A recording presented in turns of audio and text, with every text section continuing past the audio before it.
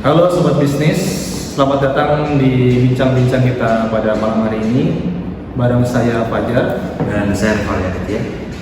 Dan hari ini kita mau ngomongin satu topik yang kalau di dunia bisnis itu penting banget, tapi kadang suka ada abaikan atau mungkin dianggap rumit. Apa itu Pak?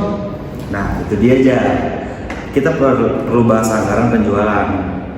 Kedengarannya teknis banget ya, tapi sebenarnya ini kunci sukses untuk perusahaan. Anggaran penjualan, banyak yang mikir itu cuman urusan akunting aja, tapi apa sih sebenarnya pentingnya anggaran penjualan itu? Nah justru itu, di setiap perusahaan penjualan dan pemasaran itu penting banget untuk menjaga perusahaan tetap hidup alias berkesinambungan. Tanpa penjualan yang nggak ada uang masuk kan? Iya benar banget sih. Terus manajemen perusahaan itu kan pasti punya tujuan ya, kayak pengen untung gede atau biar perusahaannya langgeng terus. Nah, buat mencapai itu semua, kegiatan operasional apa yang efektif dan efisien gitu? Maksudnya caranya gimana gitu? Salah satunya pakai anggaran. Berarti penganggaran itu atau anggaran istilahnya itu sebenarnya alat yang dipakai manajemen buat apa sih? Gini aja, anggaran itu alat membantu manajemen untuk melaksanakan fungsi perencanaan dan pengendalian. Jadi anggaran itu rencananya terperinci dan dalam bentuk angka. Oh jadi ini tuh semacam seperti peta jalan keuangan gitu ya? Ya persis. Anggaran menunjukkan bagaimana sumber daya perusahaan diperoleh dan akan digunakan dalam periode tertentu. Dan perlu diingat, perencanaan sama pengendalian itu ada dua hal yang sangat erat kaitannya sama anggaran. Kalau perencanaannya bagus tapi enggak dikendalikan ya percuma, sebaliknya gitu juga. Oke, jadi anggaran itu fundamental banget buat perencanaan dan pengawasan. Benar itu? Nah, dari semua anggaran yang ada, anggaran penjualan itu yang paling pertama dan paling terpenting. Tapi kenapa anggaran penjualan dulu yang dibikin? Kenapa emang sepenting itu gitu? Penting banget, karena anggaran perusahaan itu umumnya disusun berawal dari anggaran penjualan. Dari situlah bagaimana bisa disusun anggaran-anggaran lainnya untuk pengendalian aktivitas perusahaan, makanya sering disebut anggaran kunci. Oh, anggaran kunci ya? Jadi apa sih sebenarnya definisi anggaran penjualan itu sendiri? Anggaran penjualan itu adalah yang merencanakan secara terperinci penjualan perusahaan di masa mendatang. Isinya lengkap mulai dari jenis barang, jumlah harga, sampai waktu dan tempat penjualannya. Nah, biar lebih valid lagi, kita coba lihat definisi dari para ahli. Gimana Pak? Oke. Menurut M. Nafarin 2007, anggaran penjualannya itu direncana tertulis dalam angka tentang produk yang akan dijual perusahaan dalam periode tertentu. Yang kedua, dari Darsono dan Ari Purwati di 2008 bilang anggaran penjualan itu rencana pendapatan perusahaan dalam kurun waktu 1 tahun atau lebih.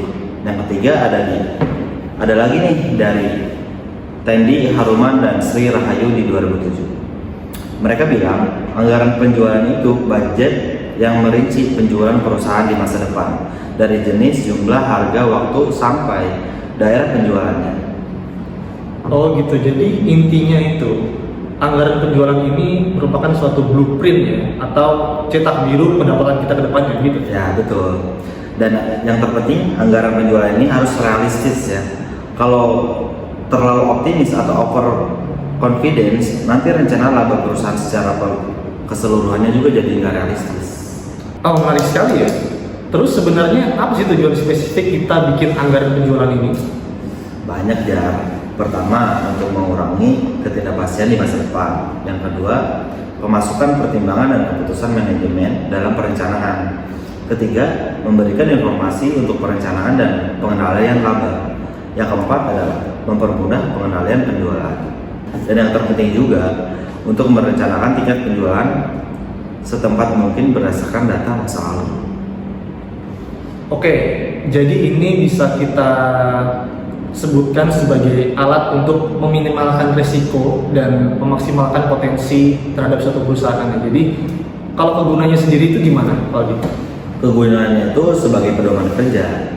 Yang pertama, alat koordinasi dan pengawasan kerja serta sebagai dasar bagi penyusunan anggaran-anggaran lainnya.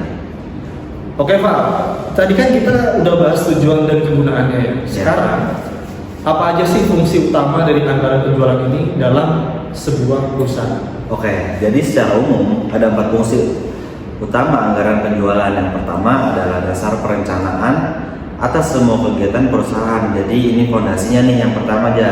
Yang kedua, koordinasi dan mengarahkan setiap pelaksanaan divisi pemasaran biar semua tim penjualan satu visi. Yang ketiga, ada pengorganisasian, membantu mengatur struktur sumber daya seperti karyawannya dan pegawai-pegawainya. Dan yang terakhir, yang keempat, alat pengawasan bagi manajemen untuk memastikan semua berjalan sesuai dengan rencananya.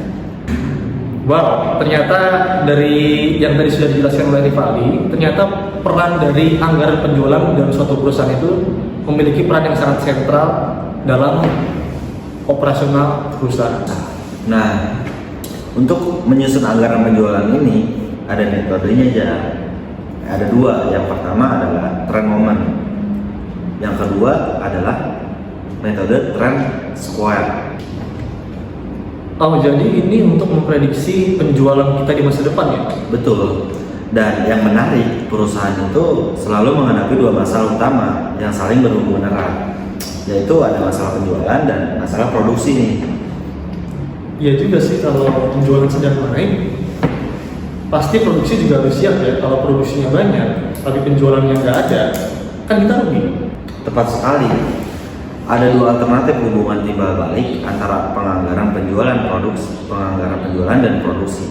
Bisa jadi besar kecil perusahaan dipengaruhi oleh penjualan atau sebaliknya. Besar kecilnya penjualan dipengaruhi produksinya.